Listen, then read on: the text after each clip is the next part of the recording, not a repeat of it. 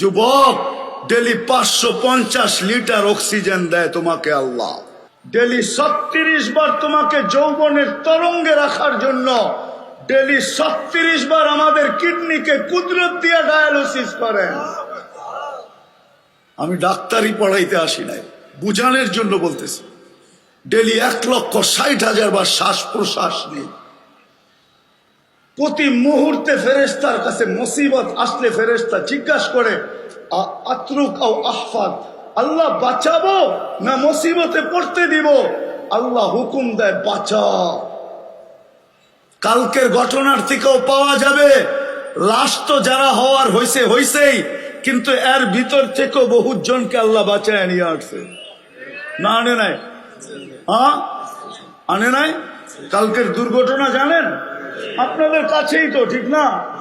বেশি দূরে তো না। ওইখানেও যা পাওয়া যাবে যে বাঁচায় নিয়ে আসছে, কেননা ফেরেশতাকে হুকুম ছিল বাঁচা। কয় ট্রেন তো ট্রেনের উপরে উঠা গেছে, কয় উঠো বাঁচা, তো বাঁচায় নিয়ে আসছে। বলে আল্লাহ, উচিত আমাদের তওবার পরে আল্লাহ রসুলের মোহাব্বত দিলে বসানোর জন্য। বসাবেন? হ্যাঁ ইনশাআল্লাহ না ওয়াদা? হ্যাঁ, বিশেষ করে যুবকদেরকে বলি, আল্লাহ আল্লাহ রসুলের ভালোবাসা দিলে বসাও। যৌবন তোমাকে কাজে দিবে, নাইলে কাজে দিবে না।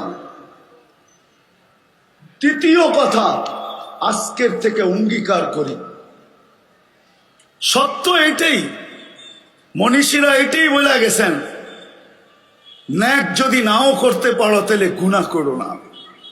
কৌয়াতে নেকি নাদারি বদমাকুন, নেকি যদি নাও করতে পারি তাহলে গুনাহ করা উচিত না।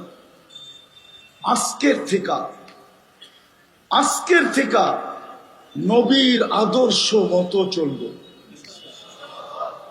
ওয়াদা পাক্কা? আল্লাহ কবুল করুন। তৃতীয় সবচেয়ে বড় আদর্শ এটাই আল্লাহ রসুলের।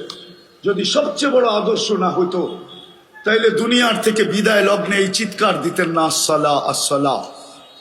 আমি ওলামায়ে কেরামকে বাদ দেওয়া ব্যতীত যারা এখানে উপস্থিত আছি, আজকের থেকে অঙ্গীকার করি যে আজকের থেকে কখনো নামাজ ছাড়বো না।